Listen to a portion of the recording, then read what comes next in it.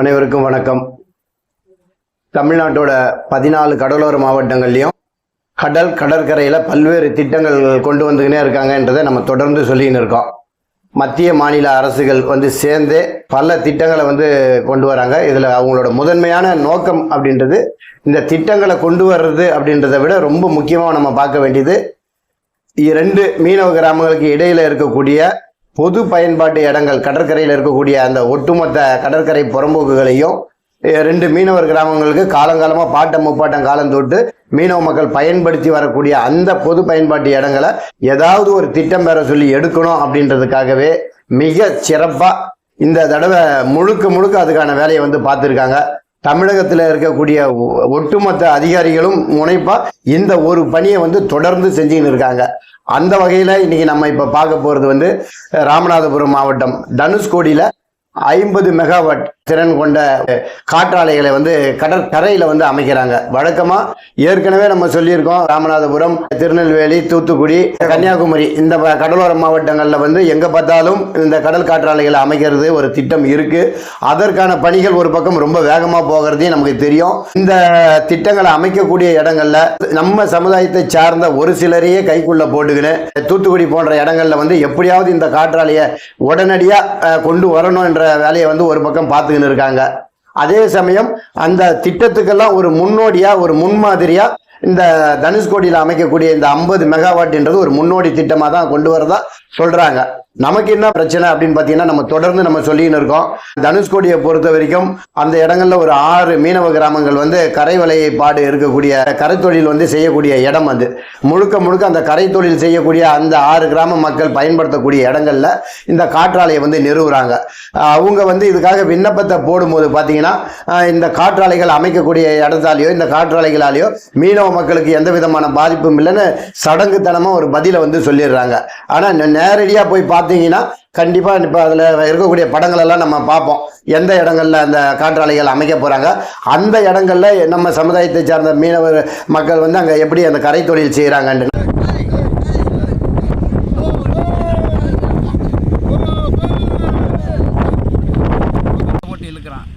அந்த வலை போட்டு இழுத்தா இவங்க கரையிலிருந்து கட்டினாண்டாக்கா நாங்கள் அதில் வலை போட முடியாது. எங்களுக்கு இடைஞ்சல் தான் இது. எங்களுக்கு லாக்கா அங்கிட்டு போயிட்டாங்கண்டா ஒரு பிரச்சனையும் இல்லை. நாங்கள் தொழில் செய்கிற இடத்துல கட்டினாக்கா எங்களுக்கு சிரமம் தான். இப்போவே இருக்கவே இந்த தொழில் பாரம்பரிய தொழில் ஓஞ்சிக்கிட்டு இருக்கு. மீண்டும் இப்படி செஞ்சால் கடைசியில் எங்களுக்கு அந்த தொழிலை பண்ண முடியாமல் போயிடும். நம்ம எல்லாருக்கும் தெரியும், சாதாரண கடல்ல போட்டு நம்ம பயன்படுத்தக்கூடிய வலைகள்ன்றது ஒரு பக்கம். ஆனால் கரை வலைன்றது கடல்ல போய் போட்டுட்டு வந்தாலும் அதிகப்படியான பணிகள் கரையில் மட்டும்தான் இருக்கு. ஒரு மிகப்பெரிய பரப்பளவு உள்ள இடம் நமக்கு அதுக்காக தேவைப்படும். 2 பக்கமும் 50க்கும் மேற்பட்ட ஆண்களும் பெண்களும் கரையில் இருந்து அந்த வலையை இழுக்கணும்.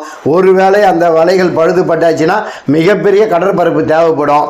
இந்த மாதிரியான விஷயங்களுக்கு தான் 2 மீனவர் கிராமத்தில் இருக்கிறதுல அந்த பொது பயன்பாட்டு இடங்களை அதிகப்படியாக பயன்படுத்துவாங்க என்றதுக்கு ஒரு நேரடி சாட்சியாகவே அந்த படங்கள் எல்லாம் நம்ம அதில் பார்க்கலாம்.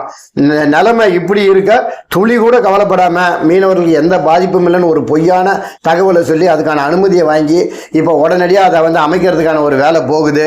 தயவு செய்து தமிழகத்தில் இருக்கக்கூடிய 14 கடலோர மாவட்ட மக்களும் ஒவ்வொரு மாவட்டத்தில் தனித்தனி பிரச்சனையாக நம்ம பார்க்காம ஒட்டுமொத்த பிரச்சனையாக ஒட்டுமொத்த கடற்கரையை மொத்தமாக கையகப்படுத்துறதுக்கான திட்டங்கள் அப்படின்னு நம்ம பார்க்கணும். ரொம்ப சீக்கிரம் தமிழகமே அதிரக்கூடிய வகையில் தமிழகத்தோட கடலோர மாவட்டங்களில் ஒரு மிகப்பெரிய ஒரு எழுச்சியான ஒரு போராட்டத்தை நம்ம அரசுகளோட கவனத்துக்கு கொண்டு போனாதான் இந்த மாதிரியான திட்டங்கள்ல இருந்து நம்ம தப்பிக்க முடியும். நம்ம பாட்டம் முப்பாட்டம் காலத்தொட்டு கடற்கரையில் அந்த பொது பயன்பாட்டு இடங்களை தொழில் ரீதியாக நம்ம பயன்படுத்தின்னு வரோம். இதுக்கெல்லாம் முறையான எந்த அங்கீகாரமும் கிடையாது. நாம பயன்படுத்துகிற வரைக்கும் பார்த்தீங்கன்னா அந்த இடம் கடல் புறம்போக்கு என்னவாங்க, இல்லைன்னா அன்சர்வே லேண்ட் என்னவாங்க. ஆனால் இன்னைக்கு அரசு அவங்க ஒரு திட்டத்தை கொண்டு இந்த மாதிரியான இடங்களை எடுத்தாங்கன்னா அன்னையிலிருந்தே அது பட்டாக வாங்கிட முடியும். பல ஆண்டுகள் குத்தகைக்கு போயிடும். அங்கே எந்த விதமான நம்ம தொழில் சார்ந்த எந்த வேலையும் பார்க்க முடியாது. அந்த நம்ம கரை தொழில் அங்கே பண்ணணும்னு நினைச்சா நம்மளை குற்றவாளியாக்கி அந்த இடத்த அத்துமீறி வந்ததான் நம்ம பேர்லயே வழக்கு போட வேண்டிய ஒரு மிக மோசமான சூழல்லாம் ஏற்கனவே பல உதாரணங்கள் கடற்கரையில் இருக்கு. அதனால இப்படி ஒரு திட்டத்தையும் நம்ம தனித்தனியாக நம்ம எதிர்த்துக்கினா அந்தந்த மாவட்டங்களில் நம்ம கத்துறதை விட ஒரேடியாக தமிழகத்தில் இருக்கக்கூடிய ஒட்டுமொத்த கடற்கரையை வந்து பாதுகாக்கணும்னா மத்திய மாநில அரசுகள் கொண்டு வரக்கூடிய இந்த அனைத்து திட்டங்களையும் எதிர்த்து ஒரு மிகப்பெரிய போராட்டத்தை வந்து தமிழக அளவில் நம்ம எடுக்கிறதுக்கு தயாராக இருக்கோம். ஒட்டுமொத்த மக்களும் ஒருங்கிணைந்து ரொம்ப சீக்கிரம் தமிழக அரசுக்கும் மத்திய அரசுக்கும் பாடத்தை புகத்தக்கூடிய வகையில் ஒரு பிரம்மாண்டமான போராட்டத்தை நம்ம நடத்தணும் என்றதையும் தெரிவிச்சுக்கிறோம். மத்திய அரசுடைய வழியில் மாநில அரசு ஒரு டென்டா கொண்டு வராங்க. என்னன்னா, மீனவர்கள் பயன்படுத்தி உள்ள இடத்தை, அதை ஒட்டி உள்ள இடத்தை அபகரிக்க ஒரு நோக்கத்தில் அபகரிக்க நோக்கத்துல இப்ப குறிப்பா பார்த்தீங்கன்னா கன்னியாகுமரி, திருநெல்வேலி, தூத்துக்குடி, ராமநாதபுரம் இந்த 4 மாவட்டத்துல கொண்டு வரதுக்கான முயற்சி ஆரம்பத்து அடிப்படையில இப்ப ராமநாதபுரத்தை கொண்டு வராங்க. இப்ப ராமநாதபுரத்துல கொண்டு வர இந்த திட்டம் பார்த்தீங்கன்னா மீனவர்களுக்கு பாதிக்கூடிய திட்டம் என்பது எல்லாருக்கும் தெரியும். மீனவர்களை ஏமாற்றி கொண்டிருக்க இந்த அரசு, இந்த மீனவர் துறை. இப்போ மீனவர் துறை என்ன ஆகுது, எப்பவுமே மீனவர் துறை வந்து எந்த திட்டம் வந்தாலும் எதிர்க்கணும். ஆனா எதிர்க்கிறோம் பார்த்தீங்கன்னா எப்பவுமே எதிர்க்கிறது இல்லை. சரி, ராமநாதபுரத்தை சார்ந்த அறிவு சார்ந்த மீனவர் சொந்தங்க இருக்கிறாங்க, அவங்க எதிர்ப்பாங்க பார்த்தா அவங்களும் எதிர்க்கிறது இல்லை. தூத்துக்குடி அறிவாளி இருக்கிறாங்க, திருநெல்வேலி அறிவாளி இருக்கிறாங்க, கன்னியாகுமரி அறிவாளி இருக்கிறாங்க, யாரும் கேள்வி கேட்க மாட்டீங்க. ஒரு பக்கம் கேள்வி கேட்கல, ஒரு பக்கம் அரசு வந்து இந்த திட்டத்தை எப்படியாவது கொண்டு வரதுக்காக வளர்ச்சி என்ற பேர்ல கொண்டு வருது. என்ன வெக்க கருதுமா? இதுக்கு முன்னே கொண்டு வந்த வளர்ச்சி என்ற திட்டத்துல மீனவர்கள் எத்தனையோ கிராமங்கள் கடல் அரிப்பாகி தொழிலே செய்ய முடியாத மக்கள் கஷ்டப்படுறாங்க. இது தமிழக அரசு தெரியும். இதை சரிப்படுத்த கல்லு கொட்டுறீங்க, கல்லுல கொட்டின கல்ல அடிப்பட்டு செத்துனுக்குறான் இந்த மீனவன். இதுக்கு ஒரு நிரந்தர தீர்வு காணாத இந்த தமிழக அரசு புதுசா ஒரு திட்டத்தை கொண்டு வந்து மக்கள் மத்திய திணிச்சு செய்யறது என்னன்னா, ஒரு பக்கம் அடிக்கிறது, ஒரு பக்கம் நல்ல செய்யறதுன்னு சொல்லிட்டு பெருமையா பேசுறது எந்த வகை நியாயம் தெரியல.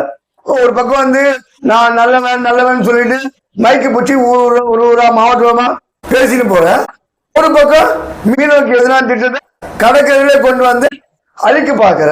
எந்த வகையில வந்து நீ வந்து நல்லவனை சொல்ற எனக்கு ஒன்னும் புரியல.